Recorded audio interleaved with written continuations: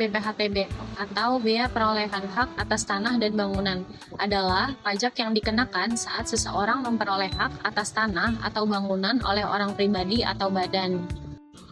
Lalu, pajak ini sebelumnya dikelola oleh pemerintah pusat, tetapi sejak 1 Januari 2010, pengelolaannya dialihkan ke pemerintah daerah berdasarkan Undang-Undang Nomor 28 Tahun 2009. Slide selanjutnya, tujuan BPHTB atau Biaya Perolehan Hak atas Tanah Bangunan adalah untuk mengetahui penggunaan nilai transaksi sebagai dasar perhitungan BPHTB terhadap kepastian perhitungan dan jumlah pajak yang harus dibayar. Selanjutnya, objek BPHTB atau Biaya Perolehan Hak atas Tanah dan Bangunan. Itu meliputi jenis transaksi objek BPHTB, jual beli, tukar menubah, hibah, waris. Pemisahan hak yang mengakibatkan peralihan, penunjukan pembeli dalam lelang, pelaksanaan putusan hakim yang mempunyai kekuatan hukum tetap, penggabungan usaha, pelebaran usaha, pemekaran usaha, dan hadiah. Di sampingnya ada subjek pajak BPHTB. Subjek serta wajib pajak BPHTB adalah individu atau entitas yang mendapatkan hak atas tanah atau bangunan. Tarif pajak pajak atas hak tanah dan bangunan ditetapkan dengan angka maksimal 5%. Tarif pajak tersebut disusun oleh peraturan daerah. Setiap kabupaten atau kota memiliki hak untuk menentukan tarif pajak yang berbeda dengan daerah lain, asalkan tidak melebihkan batas yang telah ditentukan oleh hukum. Objek pajak tidak dikenakan BPHT, yaitu kantor pemerintahan, pemerintahan daerah lembaga, negara membangun guna, kepentingan umum, masyarakat penghasilan rendah. Lalu ada nilai perolehan objek pajak atau NOP. NOP nilai transaksi atau nilai pasar objek pajak. NOP harus lebih tinggi dari nilai jual pajak NJOP untuk memastikan pajak dikenakan secara adil. Nilai peroleh objek pajak tidak kena pajak NPO PTKP.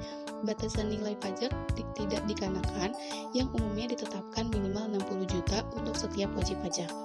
Untuk warisan atau hibah kepada kerabat dekat, NPO PTKP bisa mencapai 300 juta.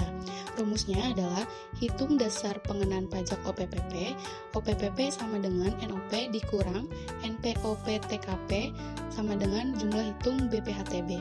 BPHTB sama dengan 5% dikali hasil NOP dikurang NOP TKP. Berikut adalah contoh soal cara perhitungan pajak BPHTB.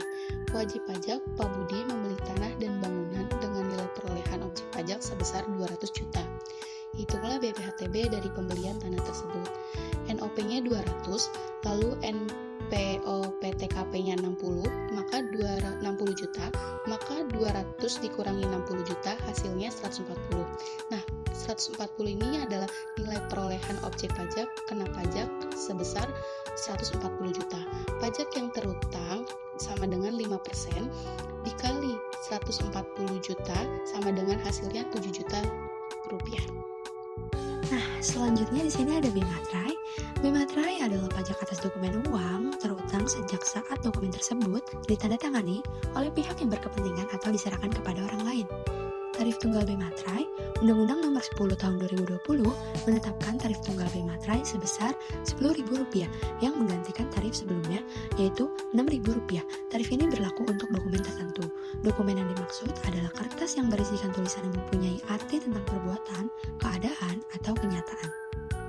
Untuk penerbitan BMATRAI elektronik mulai diberlakukan setelah munculnya Undang-Undang Nomor 20 Tahun 2020. BMATRAI digunakan untuk membayar pajak atas dokumen elektronik serta dengan sistem elektronik yang membuat dokumen elektronik. Pembayaran elektronik MATRAI dilakukan secara otomatis oleh mesin yang terhubung dengan e-wallet. Keuntungan MATRAI dengan MATRAI biasa yaitu efisiensi waktu, keamanan dokumen, dukungan digitalisasi, serta minimnya risiko kehilangan dan kerusakan dokumen.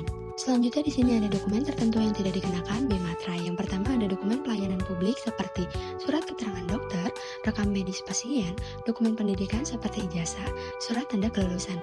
Dan yang kedua yaitu dokumen pemerintah atau resmi, surat keterangan dari instansi pemerintah, dokumen kependudukan seperti KTP, KK, akta kelahiran, dokumen perpajakan yang dikeluarkan oleh Direktorat Jenderal Pajak. Nah, kawan-kawan, pembayaran SPT BPHTB paling lambat yaitu 14 hari kalender setelah kode pembayaran diterbitkan. Jika terlewat, harus membuat kode pembayaran baru, dan proses validasi biasanya memakan waktu 3 hingga 7 hari kerja.